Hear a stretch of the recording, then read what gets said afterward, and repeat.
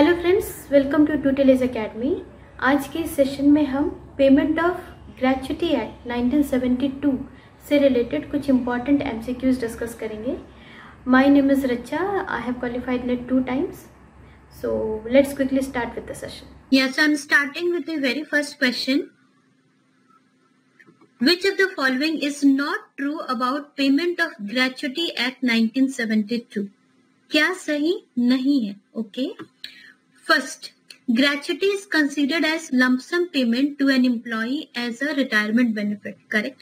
Gratuity क्या है? एक retirement benefit होता है और ये lump sum payment है, मतलब all together एक साथ मिलता है.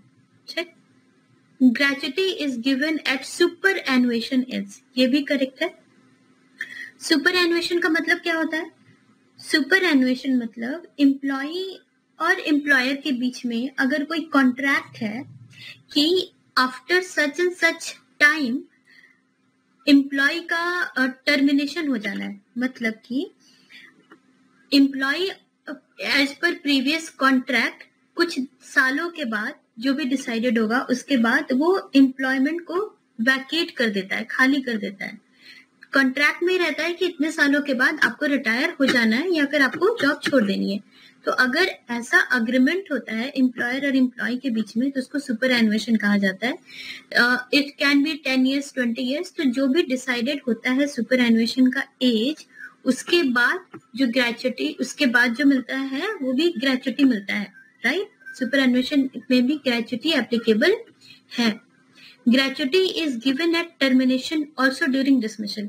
ग्रेच्युटी टर्मिनेशन में दिया जाता है, बिल्कुल सही. अगर एम्प्लॉय टर्मिनेट कर रहा है, आइदर रिजाइन कर रहा है, टर्मिनेट कर रहा है, उस समय ग्रेच्युटी मिलेगा. पर अगर टर्मिनेशन डिसमिसल के थ्रू हो, अगर एम्प्लॉय को डिसमिस कर दिया गया है और इस तरह से उसका टर्मिनेशन हो रहा है तो ग्रेच्युटी नहीं मिलेगी. ठीक है? उस समय उसका ग्रेच्युटी वॉइड हो जाता है. Right? So this point number C is not true. Gratuity is also given at death and physical disablement of the employee. बिल्कुल सही. अगर किसी एम्प्लॉय की डेथ हो जाती है या फिजिकली डिसेबल हो जाता है तो भी ग्रेच्युटी मिलता है, प्रोवाइडेड. इसमें भी एक कंडीशन वो ये है कि एटलीस्ट 1 year एम्प्लॉय को काम करा होना चाहिए उस ऑर्गेनाइजेशन में. ठीक है? तभी उसके डेथ और फिजिकल डिसेबलमेंट में ग्रेच्युटी मिलती है. राइट?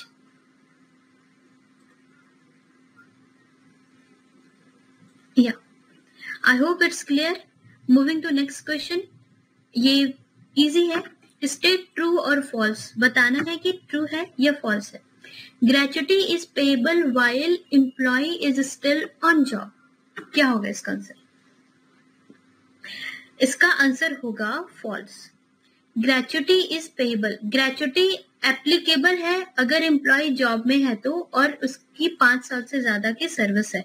ठीक, ये हमें पता है. लेकिन अगर पेएबल की बात हो रही है तो उसका पेएबल तभी होगा जब वो जॉब छोड़ देगा. किसी भी रीजन से अगर वो जॉब छोड़ देता है, ठीक है, बस डिसमिसल नहीं होना चाहिए, तो ग्रेच्युटी पेएबल होगी. ठीक है? Question number 3. Which of the following is applicable to payment of gratuity act 1965? कहाँ payment of gratuity act 1972 होगा, सॉरी 1972 applicable है. ठीक है? तो it is applicable to every factory, mines, oil field, plantation, ports and railways. Correct? Applicable है. It is applicable to every shop or establishment where 10 or more persons are employed on any day of the preceding 12 months. Correct? ये भी सही है. इसमें एक चीज ध्यान रखना है, on any day of the preceding 12 months. ठीक है? Suppose आपका एक एस्टेब्लिशमेंट है, ठीक है, इसमें अकाउंटिंग ईयर है from 1st Jan to 31st December. ठीक है? और पूरे एक साल आपके एस्टेब्लिशमेंट में 9 एम्प्लॉइज थे. ठीक है? लेकिन ऑन 31st December, ठीक है, एक ही दिन आपकी ऑर्गेनाइजेशन में 10 एम्प्लॉइज थे. तो अगर किसी एक दिन भी on the preceding 12 months on any day, even if for 1 day 10 employee है, 10 पर्सन आ जाते हैं, इवन फॉर 1 day, तो भी payment of gratuity act applicable हो जाएगी. ठीक है? और इवन इफ इसके बाद भी अगर 9 एम्प्लॉयज है कोई फर्क नहीं पड़ता, एक दिन भी अगर 10 एम्प्लॉय है तो एप्लीकेबल होगा एक्ट। अदर एस्टेब्लिशमेंट विथ 10 और more than 10 workers notified by central government, central government जो है वो नोटिफाई करती है कि कहाँ पे भी और जहां पर भी दूसरे एस्टेब्लिशमेंट है वहां पर payment of gratuity act applicable होना चाहिए, वो सेंट्रल गवर्नमेंट नोटिफाई करती है। तो ये भी सही है, तो हमारा आंसर क्या हो जाएगा, all of the above, right. और इसमें एक बहुत इंपॉर्टेंट पॉइंट है जो मैंने यहाँ मेंशन कर दिया है, वंस एप्लीकेबल ऑलवेज एप्लीकेबल, ठीक है। कि सपोज आपके एस्टेब्लिशमेंट में एक बार ग्रेचुटी एक्ट एप्लीकेबल हो गई क्योंकि 10 लोग थे और गवर्नमेंट ने नोटिफाई किया था, उसके बाद कुछ रीजन की वजह से कुछ एम्प्लॉय टर्मिनेट हो गए, उन्होंने रिजाइन कर दिया, तो your organisation is having 6 employees only, तो उसके तो भी एक बार अगर एक्ट एप्लीकेबल हो गया तो even if your organisation is having 6 employees, payment of gratuity act 1972 applicable होगा हमेशा, ठीक है। Next, moving to question number 4, when did the payment of gratuity act 1972 come into force, कब फोर्स में कब आई थी ये, इम्प्लीमेंटेशन कब हुआ था इसका, तो इसका आंसर होगा फ्रेंड्स पॉइंट नंबर डी, 16 सितंबर 1972, ओके, या this is the answer, 16 September 1972. Moving to question number 5, for every completed year of service or part thereof in excess of 6 months, the employer shall pay gratuity to an employee at the rate of dash days wages based on the rate of wages last drawn by the employee concerned, ठीक है। What this statement is saying is gratuity का amount कितना होगा, simply ये बता रहा है। तो सपोज एक एम्प्लॉय ने 7 इयर्स काम किया है, ठीक है, तो at the rate of 15 days wages based on the rate of wage last drawn by the employee concern, और आफ्टर 7 इयर्स जो उसकी सैलरी थी वो कितनी थी, 50,000 पर मंथ थी सपोज, ठीक है। शुरू में भले अलग हो सकती है, जब वो ज्वाइन किया था तो उसकी 10,000 रुपए पर मंथ सैलरी थी, and now when he has resigned he has salary of 50K, तो जो ग्रेचुटी होगी वो 50K पे कैलकुलेट होगी, लास्ट ड्रॉन सैलरी, ठीक है, first point. Second point, for 7 years हर साल के लिए 15 दिन का इनकम हम लोग लेंगे, ठीक है, हर साल के लिए 15 दिन का इनकम लेंगे, which will be calculated on this rate, 50K rate, ठीक है। तो हमारा आंसर क्या होगा, 15 डेज। ग्रेचुटी हम लोग सिंपली बता सकते हैं कितना होगा, तो 15 दिन की इनकम कितनी होगी, 25K, तो 25K into 7 years into 7, this will be what amount of gratuity which he will be getting, right? हम लोग डिटेल से फॉर्मूला आगे भी देखेंगे, so this is just for simple understanding. Next, the formula for calculating gratuity is, ठीक है, जैसा कि मैंने बताया था, तो फॉर्मूला फॉर कैलकुलेटिंग ग्रेचुटी क्या होता है, करेक्ट, इसका होगा answer point number C, gratuity is monthly salary by 26 into 15 into number of years of service, okay, simple है, number of years of service हमें मल्टीप्लाई करना है, okay, and then monthly salary by 26 हम लोग लेते हैं, हम लोग अज्यूम करते हैं कि पर डे का कितना सैलरी है, ठीक है, तो मंथली सैलरी जो भी होगी, और अज्यूम करते हैं कि एक मंथ में 4 दिन का हॉलीडे होगा, तो डिवाइडेड बाय 26, ये हो जाएगी पर डे की salary, on an average this will be what, per day salary, तो पर डे सैलरी इंटू 15 मतलब 15 दिन की सैलरी, 15 दिन की salary into number of years of service, so this is what will be the formula for gratuity and this is what I have shown here, right? Next, question number 7. The employer shall arrange to pay the amount of gratuity within dash days from the date it become payable to the person to whom the gratuity is payable. Okay, suppose एक employee है, employee XYZ, उसने resign किया 31 अप्रैल को, 31 अप्रैल को उसे gratuity मिल जानी चाहिए, right, 31 अप्रैल को उसे ग्रेचुटी, सॉरी 30 अप्रैल को उसे ग्रेचुटी मिल जानी चाहिए, राइट। तो एम्प्लॉयर जो है वो कब तक ग्रेचुटी पे कर सकता है, टिल नेक्स्ट 30 डेज, वो 30th मई तक एम्प्लॉय को ग्रेचुटी पे कर देना है। ये एग्जाम में आपसे डेट वाइज भी पूछ सकते हैं। वो एक सर्टेन डेट दे देंगे और बोलेंगे कितने दिनों तक एम्प्लॉयर लायबल है कि ग्रेचुटी पे करे, तो उसे नेक्स्ट 30 डेज तक एम्प्लॉयर को ग्रेचुटी पे कर देना है। अगर वो नेक्स्ट 30 डेज तक पे नहीं करता है तो उसे सिंपल इंटरेस्ट पे करना पड़ेगा, ठीक है, eight the rate of 10% per annum. जितना भी डिले होगा उतना डिले अमाउंट ऑफ जो ग्रेचुटी है उस पर 10% ऑफ इंटरेस्ट लगेगा और इंटरेस्ट के साथ एम्प्लॉयर को ग्रेचुटी अमाउंट पे करना पड़ेगा, ठीक है। Next, I hope it's clear. Next question number 8, state true और फॉल्स। बहुत इंपॉर्टेंट क्वेश्चन है। For any employee if his 4 years 6 months 1 day of service shall be rounded off as 5 years for the purpose of calculation of gratuity.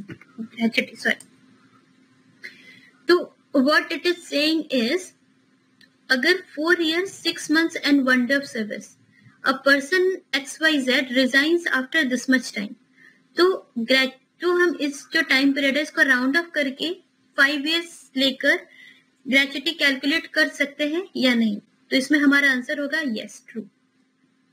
If it is 4 years और 6 months तो हमारा time period बस 4 years का होगा and the person will not be applicable for gratuity. लेकिन 4 years 6 months से एक दिन ज्यादा भी हो जाता है, 1 day ऑफ सर्विस भी ज्यादा हो जाता है, तो हम उसे राउंड ऑफ करेंगे कितना, 5 years पे, ओके। इसी तरह फॉर एग्जाम्पल इफ सपोज एक किसी भी एम्प्लॉय का अगर जो टाइम पीरियड है for the time in which he is in the establishment वो अगर 7 year 2 month है तो हम इसे 7 year ही कंसीडर करेंगे for gratuity calculation. 8 year 7 month है तो यहाँ पर हम 9 year कैलकुलेशन करेंगे, क्योंकि जो 7 month है उसको हमने क्या कर दिया है, राउंड ऑफ करके 1 year ले लिया। और राउंड ऑफ कब होगा, जब 50% से ज्यादा होगा, 6 month से एक दिन भी ज्यादा होगा तो राउंड ऑफ करके हम नेक्स्ट ईयर उसका ऐड कर लेंगे, ठीक है। Next question number 9, which is true about the act, right, क्या चीज सही है। For computation of period of service, maximum number of years that can be taken for calculating gratuity is 33 years. बिल्कुल सही, ये बहुत important है फ्रेंड्स, याद रखना है। Even if suppose a person has been employed in an establishment for 35 years, अगर 35 years के लिए भी वो employed है, उसके बाद उसका termination हुआ है या उसके बाद उसका resignation हुआ है, तो भी जो gratuity होगी वो maximum 33 years तक ही calculate होगी, ठीक। Under the Payment of Gratuity Act, no discrimination has been made. That is, no minimum salary amount required to be eligible for gratuity. बिल्कुल सही है। जैसा कि इसमें ऐसा है कि even if the employee is earning 500 rupees, 1000 rupees, 2000 rupees per month, वो gratuity के लिए applicable है। कोई भी इसमें minimum salary limit नहीं है। ये जो पेमेंट ऑफ ग्रेचुटी एक्ट है इसमें कोई भी मिनिमम सैलरी लिमिट नहीं है। कोई भी एम्प्लॉय कितना भी मिनिमम अर्न कर रहा है, अगर उसका 5 years ऑफ कंटिन्यूअस सर्विस है तो he is applicable for getting gratuity, right. ये that is this statement is correct. The maximum amount of gratuity that an employee can receive from his employer is 20 lakh. Absolutely, ये तो आपको पता है, ये कब आया था, previously it was 10 lakhs, okay, and then the amendment came in 2018. We will see about it in next questions. 2018 में amendment आया था, 2018 के बाद ग्रेचुटी की मैक्सिमम अमाउंट कितनी हो गई है, 20 lakhs हो गई है, राइट। तो हमारा आंसर क्या होगा, all of the above. Next question number 10, when can gratuity be forfeited? Gratuity कब forfeited हो सकती है। forfeited मतलब क्या हो सकती, मतलब क्या होता है, मतलब miss by wrong doing, lose by wrong doing, कुछ गलती से कुछ हमने अपने पार्ट में गलती कर दी जिसके कारण ग्रेचुटी कैंसिल हो गई, ग्रेचुटी वॉइड हो गई, ग्रेचुटी में नहीं मिलेगी, ठीक है। तो इसी का मतलब यही होता है फोरफिटेड का मीनिंग। तो ग्रेचुटी को फोरफिटेड हो सकती है मिसयूज, मिसअप्रोप्रिएशन ऑफ एसेट। बिल्कुल सही, आप अपने ऑफिस के एसेट्स का मिसयूज कर रहे हो, मिसअप्रोप्रिएशन कर रहे हो, right. Employee commits any fraud, कोई एम्प्लॉय कोई फ्रॉड कमिट करता है, employee's violent behaviour causing damage, अगर उसका वायलेंट बिहेवियर शो करता है और उससे डैमेज होता है, तो इन सारे केसेस में, इन तीनों केसेस में जो ग्रेच्युटी है वो फोरफिट हो जाती है, राइट। तो हमारा आंसर क्या हो जाएगा, all of the above. In case of death और disablement of an employee, dash will be sufficient to be eligible for gratuity under payment of gratuity act, ठीक है। जैसा कि हमने देखा कि ग्रेच्युटी हमें सुपर एनुएशन में मिलती है, रेजिग्नेशन में मिलती है, टर्मिनेशन में मिलती है, बस डिसमिसल में नहीं मिलती है। और फोरफिट, अगर फोरफिट हो जाता है इन सारे एक्शंस के कारण, तब ग्रेच्युटी नहीं मिलती है। और ग्रेच्युटी मिलने के लिए हमारे पास मिनिमम कितने 5 years का सर्विस होना चाहिए, राइट। लेकिन अगर डेथ या डिसेबलमेंट होता है तो जो सर्विस टाइम होगा वो कितना होगा, 1 year of service. 1 year of service के बाद डेथ और डिसेबलमेंट के केस में ग्रेच्युटी पे होगी, ठीक है। Next question number 12, in the case of a seasonal employee, ठीक, सीजनल एम्प्लॉय मतलब a person employed on a seasonal basis, ठीक है। Amount of gratuity will be calculated using the formula last season salary divided by last season days into 7 into number of season worked, ठीक है। इसका answer क्या हो जाएगा friends, true. This is the formula for seasonal employee for getting gratuity, ठीक है। There are 4 types of gratuity calculation, मैंने चारों यहाँ पर मेंशन कर दिया आपके अंडरस्टैंडिंग के लिए, ठीक है। बहुत सिंपल है। फॉर मंथली रेटेड एम्प्लॉय क्या होगा, उसका last drawn salary into number of years into service into 15/26, ठीक है। ये 15/26 नंबर का आपको याद रखना ही है, 15/26 into last salary drawn into number of years of service, clear. Next for daily rated employee, अगर डेली रेटेड एम्प्लॉय है मतलब उसे डेली का वेज मिलता है, डेली काम करता है, डेली वेज मिलता है, दैट्स इट। तो उसका क्या होगा, लास्ट 3 month एवरेज वेज, ठीक है। लास्ट 3 month का लेंगे, 1 month का नहीं लेंगे, into number of years of service into 15/26, rest is same. यहाँ पे बस जो लास्ट ड्रॉन सैलरी यहाँ पर 1 month की होती है, पर डेली रेटेड में 3 months की एवरेज वेजेस होती है, ठीक है। The same applies for piece rated employee. Piece rated employee मतलब जो एक एक सामान बनाते हैं, एक एक पीस बनाते हैं और एक एक पीस पर उनको पेमेंट मिलता है, ठीक है। वो पीस को 1 दिन में बनाए, 1 घंटे में बनाए, 4 दिन में बनाए, जब भी बनाएंगे तब उनको पेमेंट मिलेगा। तो उस केस में last 3 month average wages the same as this into number of years of service into 15/26, ठीक है। ये हो गया। न्यूमेरिकल अगर आता है फ्रेंड्स तो मोस्टली इससे ही आएगा, इन सबसे न्यूमेरिकल आने के चांसेस तो कम है, मे बी इससे और इससे भी आ जाए। सीजनल में आपको बस ये नंबर 7 याद रखना है कि, और ये फॉर्मूला ध्यान में रखना है, तो लास्ट सीजन सैलरी, जो भी लास्ट सीजन का सैलरी होगा, into 7 into number off season worked, ठीक है। कितना सीजन काम किया है into last season salary into 7 divided by total number of days, last season days, ठीक है। Next, question number 13. Choose the correct statement. The term of service by an employee should be continuous and there should be no break in between. Gratuity के लिए, ठीक है, what this is saying is 5 years minimum time period है, right? तो जो term है of service है वो continuous होना चाहिए, there should be no break in between, बिल्कुल सही है। 5 साल में आप ऐसा नहीं है कि 2 साल जॉब किया, 1 साल सबैटिकल ले लिया या ब्रेक, उसके बाद फिर 2 साल जॉब किया, ऐसे में ग्रेच्युटी नहीं मिलेगी। Any break cause due to unavoidable uncontrollable reasons, जैसे कि कोई एक्सीडेंट हो गया, फ्रैक्चर हो गया, ठीक है, कुछ ऐसा कोई अनकंट्रोलेबल रीजन के कारण ब्रेक होता है तो एक्सेप्शन होगा, तो उस समय आपको सरकार ग्रेच्युटी देगी, ठीक है। ये पॉइंट भी करेक्ट है, इसको भी याद रखना है। सैलरी क्या होती है बोनस कैलकुलेशन की, जो बोनस कैलकुलेशन की जो सैलरी होती है वो बेसिक प्लस डियरनेस अलाउंसेस होती है, ठीक है। एग्जाम में जनरली सिर्फ बेसिक दिया हुआ रहता है, हमें डियरनेस अलाउंसेस अज्यूम कर लेना है कि उसमें ही इंक्लूडेड है, या फिर डियरनेस अलाउंसेस अगर अलग से दिया हुआ है तो आपको ऐड करके ही कैलकुलेशन करना है, ठीक है। Our answer will be all of the above, right. हाँ, सपोज यहाँ पर एक अगर ऐसा कंडीशन आता है, ठीक है, considering point B and point C, that for 10 year, one employee is getting salary 50K per month, and for the next 10 year, the employee he get disabled because of accident, and for the next 10 year, and because he is disabled, he is getting a reduced salary 25K per month. तो उसका जो gratuity calculation होगा उसमें हम इस salary को लेंगे या इस सैलरी को लेंगे? तो ऐसे में हम लोग, क्योंकि हम लोग बात करते हैं लास्ट ड्रॉन सैलरी की, तो आइडियली हमें 25K लेना चाहिए, बट क्योंकि डिसेबलमेंट हुआ है तो ग्रेचुटी कैलकुलेशन में हम 10 years में 50K, for 10 years we will take 50K as the last drawn salary, and next for the 10 year we will take 25K, और दोनों को ऐड करके हम ग्रेचुटी देंगे.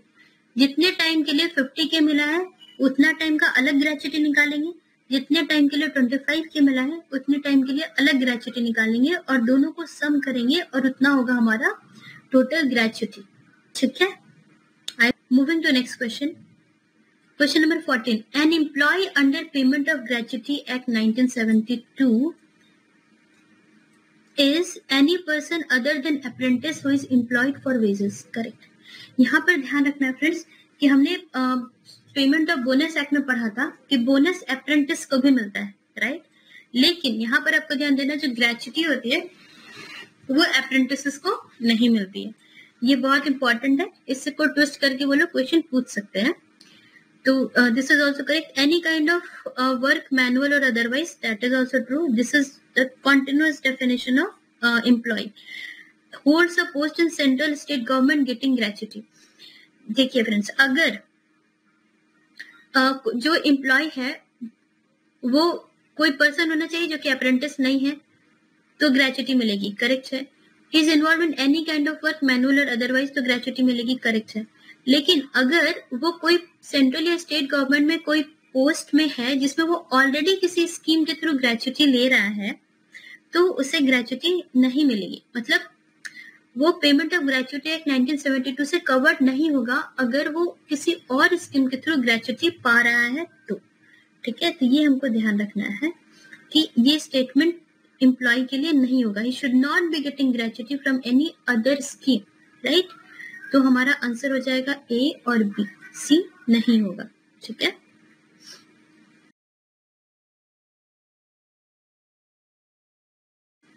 Question number 15. Which is not true. क्या सही नहीं है?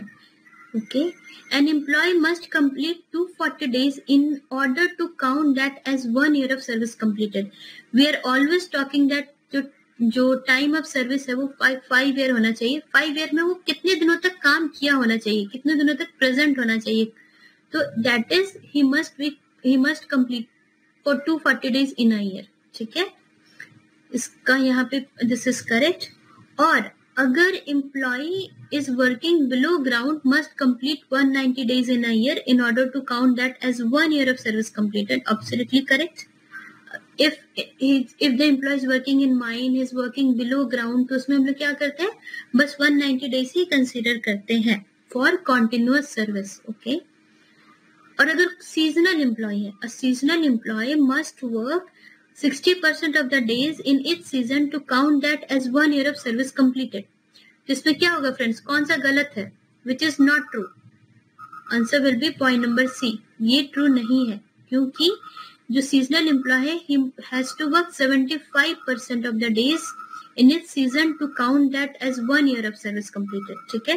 सपोज कोई सीजनल एम्प्लॉय है, कोई there is any suppose cotton harvest करना है, तो he is harvesting for 200 days. The business is to harvest cotton for 200 days in a year. तो 200 days का जो 75% होगा, ठीक है, 150 days. The worker has to be present for 150 days at least in that year for cotton harvesting in order to be applicable for getting gratuity. ठीक है. So which is not true? Point C is not true, right? Next, moving to question number 16. Maximum amount of gratuity was increased from 10 lakhs to 20 lakhs. ठीक है. 10 lakhs to 20 lakhs in which amendment ended? सबसे पहले gratuity 3.5 lakh थी, ठीक है, फिर 2010 के amendment में वो 10 लाख हुई और उसके बाद जो मैक्सिमम अमाउंट ऑफ ग्रेचुटी थी वो 29 मार्च 2018 इस डेट का जो अमेंडमेंट हुआ था उसमें ग्रेचुटी को 10 लाख से बढ़ाकर 20 लाख कर दिया गया था मैक्सिमम, ठीक है। Yeah, so point number A will be our answer. 17. If the amount of gratuity is not paid by employer within the prescribed time, the application can be made to. बहुत important है friends, just tune में रहिए, यहाँ पे बहुत सारी चीजें भी समझनी है, ठीक है। एम्प्लॉयर को प्रिस्क्राइब्ड टाइम के 30 दिनों के अंदर ग्रेचुटी पे कर देना है, ठीक है, ये हमें पता है। 30 दिन से ज्यादा अगर हो जाता है तो उसे 10% ऑफ सिंपल इंटरेस्ट के साथ ग्रेचुटी को पे करना पड़ेगा, ठीक है, कोई डाउट नहीं है। If the amount of gratuity is not paid by employer within the prescribed time, the application can be made to. और अगर वो ग्रेचुटी पे ही नहीं कर रहा है, ठीक है, देना तो पड़ेगा लेकिन वो ग्रेचुटी पे ही नहीं कर रहा है और तो कोई डिस्प्यूट हो गया है, तो कहां पर हमें एप्लीकेशन देना है? एप्लीकेशन देना होगा कंट्रोलिंग अथॉरिटी को। इससे एक और क्वेश्चन बनता है एग्जाम में कि पूछा जा सकता है कि controlling authority is related to which act, और काफी एक्ट्स के नाम दिए रहेंगे तो आपको समझ जाना है controlling authority is related to payment of gratuity act 1972, right. And next question number 18, due to which of the following reasons the service is interrupted and cannot be treated as continuous service। जैसे कि हमने यहाँ पर बात की थी continuous service की, that employee must complete 240 days in a year normally, ठीक है, तो 240 days in a year है, तो क्या क्या चीजें होंगी तो भी वो तो उसे continuous service में ही माना जाएगा। even if he does not turn up into his office, वो ऑफिस नहीं भी आएगा तो भी continuous service में माना जाएगा। कब ये हमें देखना है। तो सिकनेस, अगर वो बीमार है तो भी हम 240 डेज में इंक्लूड करेंगे, ठीक, जिस दिन वो एब्सेंट हुआ है उस एब्सेंस को भी हम 240 डेज में इंक्लूड करेंगे, कंटिन्यूअस सर्विस में हम इंक्लूड करेंगे, ठीक है। अगर कोई एक्सीडेंट हो गया है उसका तो भी, अगर कोई स्ट्राइक हुआ है या ले ऑफ हुआ है या लॉकआउट हुआ है जिसमें कि एम्प्लॉय की कोई गलती नहीं है, ले ऑफ हुआ है, लॉकआउट हुआ है और एम्प्लॉय की कोई गलती नहीं है, तो भी हम उसे कॉन्टिन्यूअस सर्विस में ही इंक्लूड करेंगे, ठीक है। तो ये सारी चीजें आपको याद रखनी है, तो हमारा आंसर हो जाएगा नन ऑफ द अबव। सारे को हम इंक्लूड कर सकते हैं, ठीक। Question number 19. If the amount of gratuity not paid by the employer within the prescribed time as directed by controlling authority, then the controlling authority issues a certificate of amount to the. Moving to this concept, 30 दिनों तक employer को पे कर देना है। 30 दिनों से ज्यादा अगर होगा तो 10% ऑफ सिंपल इंटरेस्ट लगेगा। अगर फिर भी एम्प्लॉयर कुछ नहीं सुन रहा है, वो ग्रेचुटी पे करने के लिए रेडी ही नहीं है, तो कंट्रोलिंग अथॉरिटी को अप्लाई करना है, राइट। कंट्रोलिंग अथॉरिटी जो है वो एक प्रिस्क्राइब टाइम पे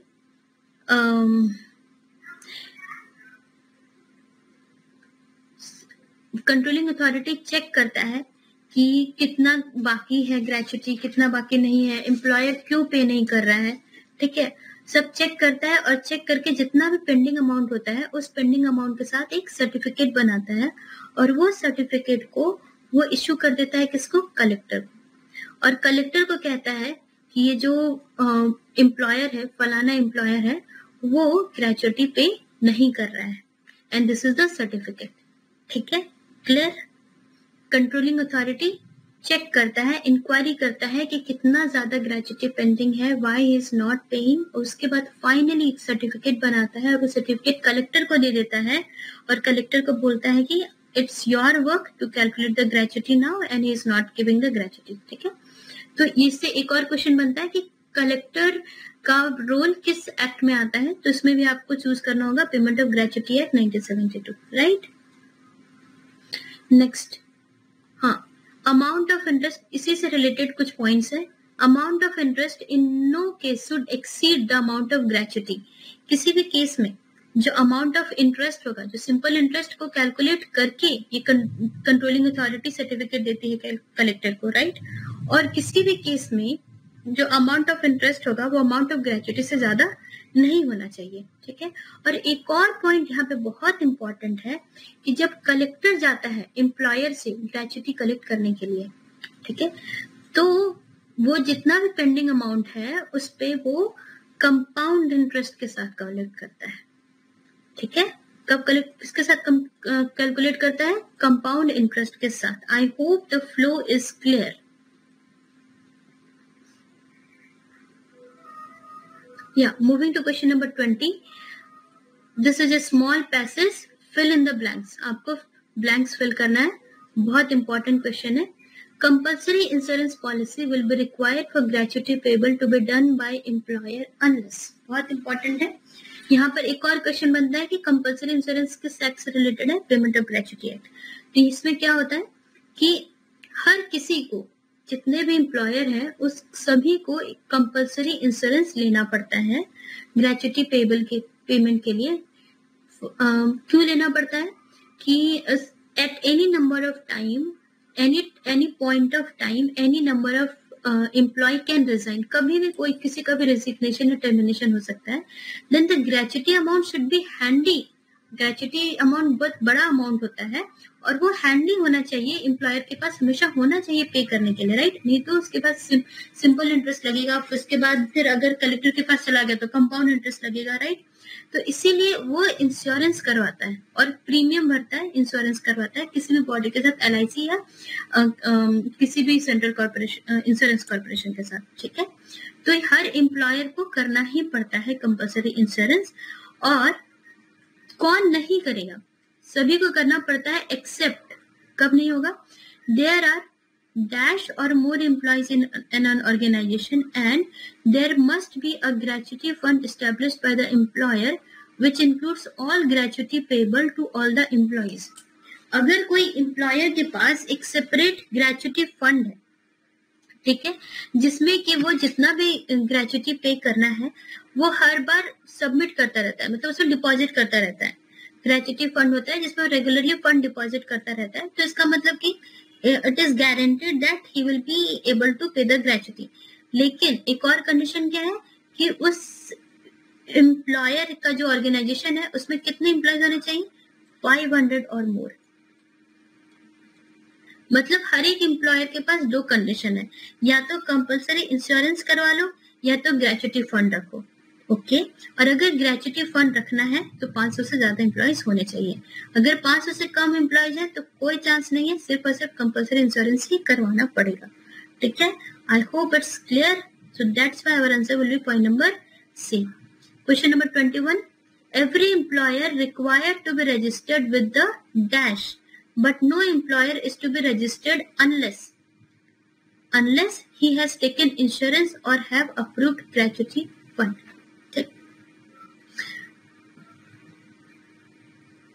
Every employer required to be registered with the controlling authority. ठीक है, हर एक एम्प्लॉयर को कंट्रोलिंग अथॉरिटी के साथ अपना रजिस्ट्रेशन करवाना पड़ता है, ठीक। ये भी सही है, ये बिल्कुल मतलब ये ऐसा होता ही है। लेकिन no employer is to be registered unless he has taken insurance और अप्रूव ग्रेच्युटी फंड। अगर इंश्योरेंस लिया है या फिर अगर अप्रूव ग्रेच्युटी फंड है तो फिर रजिस्ट्रेशन कंट्रोलिंग अथॉरिटी के साथ करवाने की जरूरत नहीं है, ठीक है, क्योंकि यहाँ पे already it is taken care, ठीक। ये दोनों अगर है तो कंट्रोलिंग अथॉरिटी के साथ रजिस्ट्रेशन करवाने की जरूरत नहीं है, ठीक है। Next moving to question number 22. Penalties for non payment of gratuity is, अगर एम्प्लॉयर ग्रेच्युटी नहीं पे करता है, दो तरह की पेनल्टी होती है इसमें। सबसे पहले यही है कि ग्रेच्युटी पे करेंगे ही नहीं, उसे करना ही नहीं है, तो फिर क्या होगा? इम्प्रिजनमेंट 6 months to 2 years हो सकता है, फाइन ये भी हो सकता है। उसके सिर्फ फाइन तो लगेगा, उसे इम्प्रिजनमेंट भी होगा, साथ ही साथ उसे ग्रेच्युटी का अमाउंट भी पे करना पड़ेगा, may be with simple interest and compound interest, right. तो बहुत बड़ा लॉस है, both A and B। Question number 23.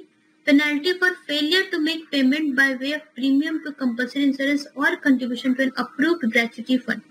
Employer बोल रहा है कि I will pay premium to compulsory insurance और दूसरा एम्प्लॉयर बोल रहा है कि I will pay contribution to my gratuity fund, पर वो दोनों नहीं कर रहा है, वो प्रीमियम भी पे नहीं कर रहा है और ग्रेच्युटी फंड में भी कंट्रीब्यूट नहीं कर रहा है, तो इसको भी क्या माना जाएगा, एक पेनल्टी माना जाएगा, ठीक है। और इसका जो फाइन है, ये फाइन बहुत ज्यादा है, फाइन है 10,000 रुपीज, 10,000 रुपीज। और अगर बार बार कर रहा है, बार बार ये गलती कर रहा है, वो बार बार रेगुलरली ग्रेच्युटी फंड में कंट्रीब्यूशन नहीं कर रहा है या रेगुलरली प्रीमियम पे नहीं कर रहा है, तो ₹1 के पर डे कितना होगा, उसका फाइन होगा। तो हमारा आंसर क्या हो जाएगा, both A and B. Okay, these are the two types of offence and for that offense these are the relevant penalties. Okay, next question number 24, state true or false, gratuity can be paid to the nominee of employee also if nominee is minor. ठीक है, इसमें सोच के बताना है कि क्या हो सकता है। देखिए, नॉमिनेशन भी होता है ग्रेच्युटी का, ठीक। सपोज कि एम्प्लॉय की डेथ हो जाती है in the course of his work, तो वो एक नॉमिनी अपॉइंट करता है जिससे कि ग्रेच्युटी का अमाउंट मिलेगा, ठीक है। वो नॉमिनी फैमिली मेंबर भी हो सकता है, राइट। तो सपोज उसने कोई अपना फैमिली मेंबर को नॉमिनी अपॉइंट किया, अपने भाई को, छोटे भाई को नॉमिनी अपॉइंट किया, और जब उसकी डेथ हो गई तो जो उसका छोटा भाई है, ही इज अ माइनर, ठीक है, तो उसे ग्रेच्युटी मिलेगी कि नहीं, तो इसका आंसर हो जाएगा फॉल्स, उस समय से ग्रेच्युटी नहीं मिलेगी। तो क्या होगा, if nominee is minor the gratuity must be converted into a fixed deposit in a nationalised bank only. जो एम्प्लॉयर है वो एक नेशनलाइज्ड बैंक में ग्रेच्युटी को एफडी बना के देगा, और एफडी उसे मिलेगी, एफडी नॉमिनी को कब मिलेगी, once it becomes a major. This is what happens if nominee is minor. बहुत important difference, UGC NET June 2020 में ग्रेच्युटी के नॉमिनेशन से रिलेटेड एक क्वेश्चन आया था, ठीक है। उससे रिलेटेड कॉन्सेप्ट को आपको ध्यान में रखना बहुत जरूरी है, may be that concept is repeated, right. Next question number 25, payment of gratuity act 1972 comes under which code, किस कोड के अंदर आता है, please answer. Payment of gratuity act जो है वो किस कोड के अंदर आता है, वो आता है the code on social security 2020, right. Social security के अंदर ग्रेच्युटी, पीएफ, मैटरनिटी, इससे रिलेटेड बहुत सारे एक्ट्स हैं, बहुत सारे नहीं, there are total 9 acts which are consolidated in this code on social security 2020. In total there are 44 laws which are consolidated in these 4 codes, ठीक है। और इससे रिलेटेड एक शॉर्ट नोट्स बनाया मैंने कि the code on social security का जो बिल है, the bill was introduced by labour minister Santosh Gangwar. The bill was passed by Lok Sabha on 22 September 2020 and Rajya Sabha on 23 September 2020. इसका इम्प्लीमेंटेशन अभी नहीं हुआ है, बिल पास हो गई है पर इम्प्लीमेंटेशन नहीं हुआ है। The bill was formulated according to the report and recommendation of Second National Commission of Labour. बहुत इंपॉर्टेंट है फ्रेंड्स, पूछा जा सकता है कि जो रिसेंट कोड्स आई है वो किसके रिकमेंडेशन पे हुआ है, तो वो हुआ है second national commission of labour. इसका रिकमेंडेशन कब आया, 2002 में, ठीक है। सबमिट किसको हुआ था, अटल बिहारी वाजपेयी जी को सबमिट हुआ था उस समय, ठीक है।